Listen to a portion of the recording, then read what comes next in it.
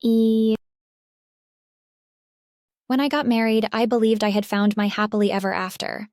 My husband James was everything I thought I wanted in a partner: kind, ambitious, and loving. But in the shadows of my seemingly perfect life, a secret from my past was about to resurface and destroy everything. It started with an unexpected message from someone I hadn't heard from in years: Matt. Matt wasn't just any man from my past. He was my high school bully. The one who humiliated me in front of everyone, who made me dread waking up every morning. And now, over a decade later, he had found me. His message was casual, almost friendly. "Hey. Long time no see, let's catch up." My first instinct was to block him and move on, but something about his tone, confident, knowing, made me hesitate. Why now? What did he want? Against my better judgment, I replied. Curiosity, they say, killed the cat. Little did I know it would almost destroy my marriage, too. The conversation started innocently enough. Matt claimed he had changed, that he wanted to apologize for the pain he caused me. "I was young and stupid back then," he said. "I've grown up." Part of me wanted to believe him. But the other part, the smarter part, knew better. A week later, he asked to meet in person. I refused. "I'm married," I told him, hoping that would end the conversation. But Matt wasn't deterred. "I just want to talk, nothing more," he insisted. James noticed my unease and asked if everything was okay. I lied, brushing it off as an old friend reconnecting. "Nothing to worry about," I said. If only that were true. The turning point came when Matt revealed why he had really reached out. He had something on me, a photo from high school. It wasn't just any photo. It was a moment I had tried to bury, a moment Matt had orchestrated to humiliate me.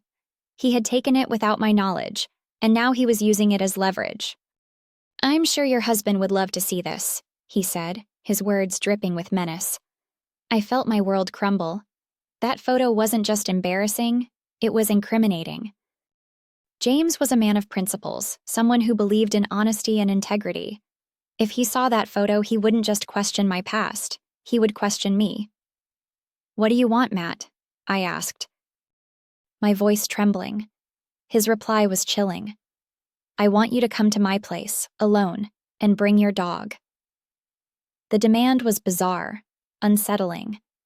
I didn't understand it, but I knew I didn't have a choice. Matt had the power to ruin me, and he knew it. I told James I was going to visit a friend. It wasn't a complete lie, but it wasn't the truth either.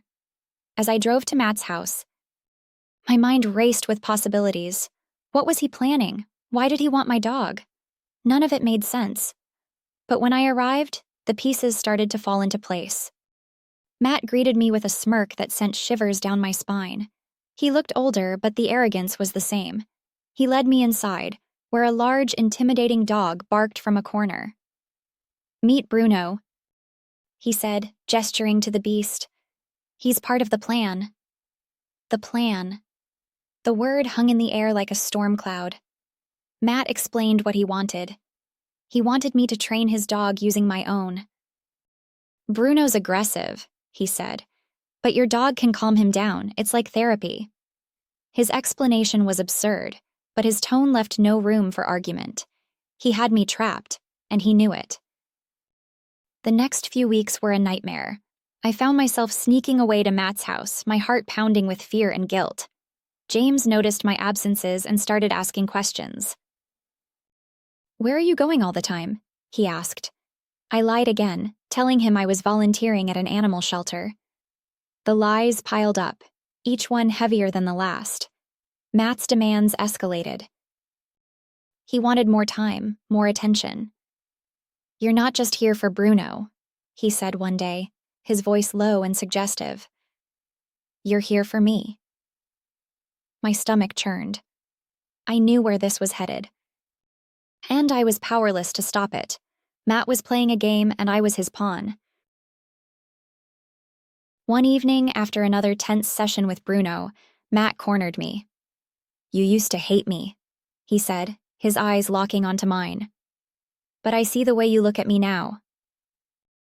His words were a twisted mix of truth and manipulation.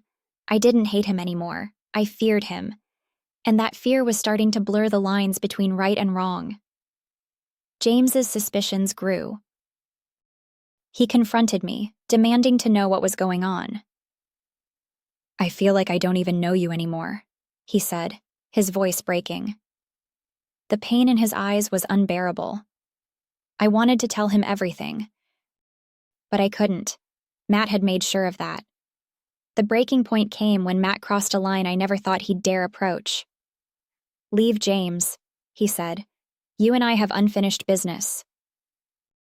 His arrogance was infuriating, but his confidence was terrifying.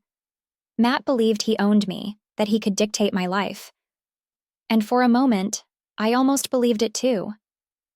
But then something shifted. I realized I couldn't keep living like this. Matt had taken enough from me. It was time to take back control. I began documenting everything. The messages, the visits, the demands.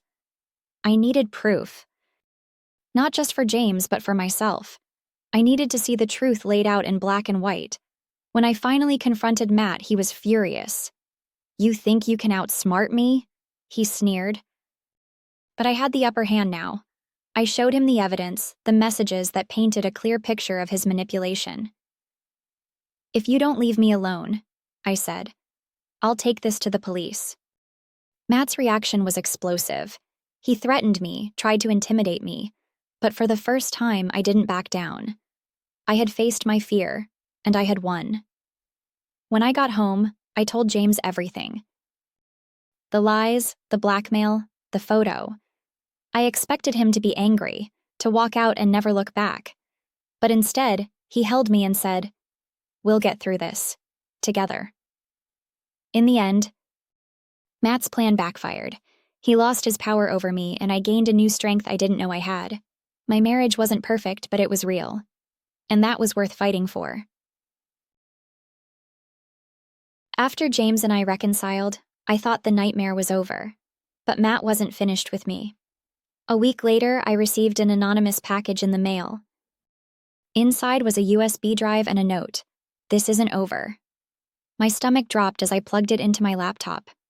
The files were videos, clips of every visit I'd made to Matt's house. Recorded without my knowledge.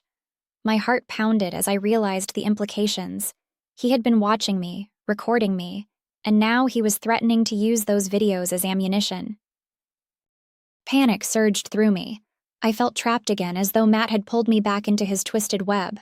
But this time, I wasn't alone. James was by my side, and together, we decided to take action. "We can't let him control you anymore," James said firmly. His confidence gave me strength. We went to the police, armed with the messages I had saved and the videos from the USB drive. The officers took our case seriously, assuring us they would investigate. It was a small relief, but the fear still lingered. What if Matt released the videos before the police could stop him? What if he ruined everything I had worked so hard to rebuild? Days turned into weeks, and the silence from Matt was deafening. I couldn't tell if it was a good sign or if he was planning something even worse. Then one evening, I got a call from an unknown number. The voice on the other end was familiar, cold, calculating. "You think you've won?" Matt sneered. "This is far from over." I felt a surge of anger. For the first time, I wasn't afraid. "No, Matt," I replied, my voice steady. "It is over. You don't control me anymore." I hung up, my hands shaking, but I felt a strange sense of empowerment. I had faced him, and I hadn't backed down. The next day, the police called with an update. They had found evidence linking Matt to other cases of harassment and blackmail.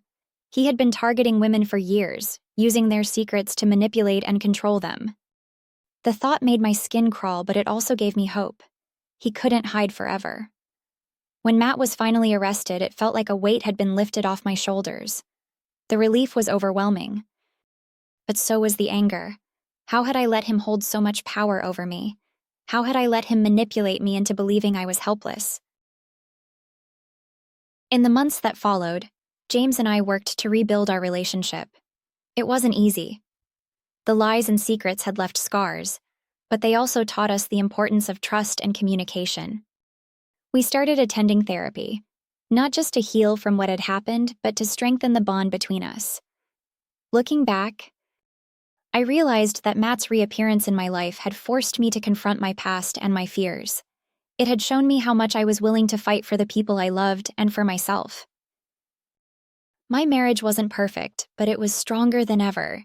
And as for Matt, he was exactly where he belonged, behind bars, where he could never hurt anyone again.